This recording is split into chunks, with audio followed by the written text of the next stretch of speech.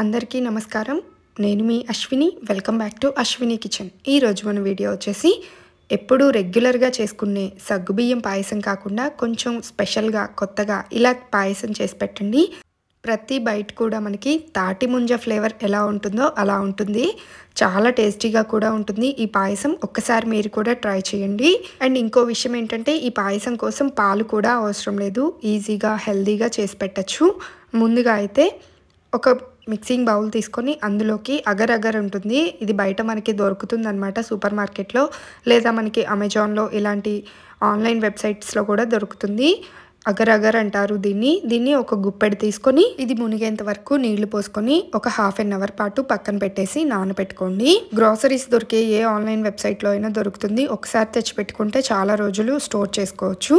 Next ఒక కొబ్బరికాయ తీసుకొని దీనిలోని వాటర్ సెపరేట్గా తీసుకొని ఈ కొబ్బరిని మాత్రం సెపరేట్ చేసుకొని పక్కన పెట్టుకోండి. ఇక ఈ వాటర్ని ముందుగా మనం నానబెట్టుకున్న అగర్ అగర్ ఉంది కదా, ఈ అగర్ అగర్ని ఒక బౌల్లోకి తీసుకొని వాటర్తో సహా వేసేసుకోండి. అండ్ కొబ్బరికాయ కొట్టిన తర్వాత వచ్చిన వాటర్ని కూడా ఇందులో వేసుకొని మొత్తాన్ని కలుపుతూ ఈ అగర్ అగర్ అంతా వాటర్ లెవెల్లోకి వచ్చేంత వరకు కలుపుతూ ఉడికించుకోవాలి. ఈ కొబ్బరికాయలో వాటరే కాదండి, మీరు కావాలంటే కొబ్బరి బోండం వాటర్ ఉంటాయి కదా, అవైనా వేసుకోవచ్చు. అస్సలు వాటర్ వేయకుండా మొత్తం కొబ్బరి బోండం వాటర్తోనే ఇలా అయినా ప్రిపేర్ చేసుకోవచ్చు. చూసారు కదా, ఇక ఈ అగర్ అగర్ అంతా వాటర్లో బాగా ఉడికి ఇలా వాటర్ లెవెల్లోకి వచ్చేస్తుంది. మొత్తం మనకి పీచుల్లాగా ఉంటుంది కదా, అదంతా కరిగిపోయినట్లుగా అయిపోయి వాటర్ లెవెల్లోకి వచ్చిన తర్వాత ఇందులో ఒక 2 టేబుల్ స్పూన్ల షుగర్ వేసుకొని ఈ పంచదార కూడా ఇందులో బాగా కలిసేంత వరకు ఒక మరుగు వచ్చేంత వరకు ఉడికించుకోండి. ఇలా ఒక ఉడుకు వచ్చేసిన తర్వాత ఈ అగర్ అగర్ అంతా వాటర్ లెవెల్లోకి కలిసిపోయి పంచదార కూడా కరిగిపోతుంది. ఇప్పుడు ఇక స్టవ్ ఆఫ్ చేసి దీన్ని ఒక ట్రేలోకి తీసుకోవాలి. ట్రేకి ముందుగానే ఇలా నెయ్యి అప్లై చేసుకోండి. నెయ్యి అప్లై చేసుకోకపోయినా ఈజీగానే వచ్చేస్తుంది, కానీ రిస్క్ తీసుకోవటం ఎందుకులే అని చెప్పేసి కొంచెం నెయ్యి అప్లై చేసి ఈ ట్రేలోకి బాయిల్ చేసుకున్న అగరగర్ వాటర్ అన్నింటినీ వేసుకొని పక్కన పెట్టేసుకోండి పూర్తిగా చల్లారేంత వరకు. నెక్స్ట్ స్టవ్ ఆన్ చేసి ప్యాన్ పెట్టుకొని ఈ కడాయిలోకి ఒక 2 కప్పుల వాటర్ వేసుకోండి. ఇందులో ఒక హాఫ్ కప్పు సగ్గుబియ్యం వేసుకొని సగ్గుబియ్యం అంతా వాటర్లో బాగా ఉడికేంత వరకు కలుపుతూ మధ్య మధ్యలో ఉడికించుకోవాలి. ఈలోపు మనం ట్రేలోకి తీసుకున్న అగరగర్ కూడా పూర్తిగా చల్లారిపోతుంది. ఇలా సగ్గుబియ్యం బాయిల్ అవటం మొదలుపెట్టిన తర్వాత మూత పెట్టేసి స్టవ్ని మీడియం ఫ్లేమ్లో పెట్టుకొని వీటిని ఉడికించుకోండి. ఈలోపు ముందుగా మనం కొట్టుకున్న కొబ్బరికాయను కూడా ఇలా ముక్కల కింద కట్ చేసుకొని మిక్సీ జార్లోకి తీసుకొని కొంచెం వాటర్ వేసుకొని మెత్తగా ఫైన్గా గ్రైండ్ చేసుకొని వచ్చిన పేస్ట్ని వడకట్టుకొని కొబ్బరి పాలను అయితే తీసుకొని సెపరేట్ చేసుకోవాలి. ఇలా నేను మొత్తం తీసుకున్న కొబ్బరికాయ మొత్తాన్ని ఇలా పేస్ట్ లాగా గ్రైండ్ చేసుకొని 2 సార్లుగా కొబ్బరి పాలను అయితే గ్రైండ్ చేసుకొని ఒక బౌల్లోకి తీసుకున్నాను. ఖచ్చితంగా ఇలా వడకట్టుకొనే తీసుకోండి. ఇలా రెడీ చేసుకున్న ఈ కొబ్బరి పాలను అయితే ఇప్పుడు పక్కన పెట్టేసుకుందాము. నెక్స్ట్ ముందుగా మనం ఉడికించుకుంటున్న సగ్గుబియ్యం కూడా ఆల్మోస్ట్ ఉడికిపోయాయి. చూసారు కదా, ఇలా చిక్కబడిపోయి సగ్గుబియ్యం అంతా కొంచెం లిక్విడ్ లాగా అయిపోయేంత వరకు ఉడికించుకుంటే సరిపోతుంది. ఇప్పుడు ఇందులో ఒక హాఫ్ కప్పు బెల్లం వేసుకోండి. బెల్లం బదులు మీరు కావాలంటే పంచదార అయినా వేసుకోవచ్చు. నేనైతే బెల్లం వేశాను.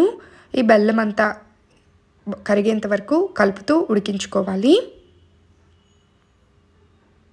ఇలా మధ్య మధ్యలో కలుపుతూ ఉడికించుకుంటే బెల్లం అంతా చక్కగా కరిగిపోతుంది.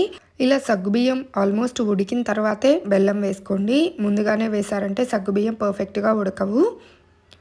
సో ఇక బెల్లం అంతా కరిగిపోయింది కదా, ఇప్పుడు ఇందులో ముందుగా మనం కొబ్బరి పాలు తీసుకొని పక్కన పెట్టుకున్నాం కదా, ఆ కొబ్బరి పాలను మొత్తాన్ని వేసుకున్నాను.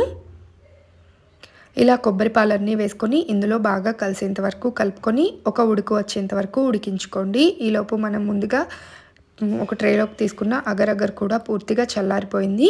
ఇప్పుడు దీన్ని పీసెస్ కింద కట్ చేసుకోవాలి. చిన్న చిన్న పీసెస్ కింద కట్ చేసుకొని వీటన్నింటినీ ఇలా తీసారంటే చక్కగా క్యూబ్స్ లాగా వచ్చేస్తాయి. చూసారు కదా, ఈ విధంగా పర్ఫెక్ట్గా చిన్న చిన్న పీసెస్గా క్యూబ్స్ లాగా వచ్చేస్తాయి. కొంచెం గట్టిగా కూడా ఉంటాయి. ఇవి తింటే మనకి అచ్చంగా తాటి ముంజల ఫ్లేవర్ ఉంటుంది. తాటి ముంజలు తింటే ఎలా ఉంటుందో అలానే ఉంటుంది.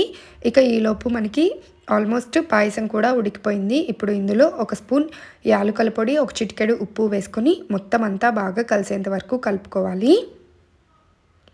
కొబ్బరి పాలు వేసుకున్నాం కాబట్టి ఇదంతా కొంచెం బెల్లంతో కాబట్టి కలర్ మారి చక్కగా ఉడికిపోయింది. ఇక ఇలా ఉడికిన తర్వాత ముందుగా కట్ చేసుకున్న ఈ పీసెస్ అన్నింటినీ వేసుకొని స్టవ్ ఆఫ్ చేసేయండి. పీసెస్ వేసుకోగానే స్టవ్ ఆఫ్ చేసేయాలి, లేదంటే ఈ పీసెస్ అన్నీ మరలా వేడికి మెల్ట్ అయిపోతాయి.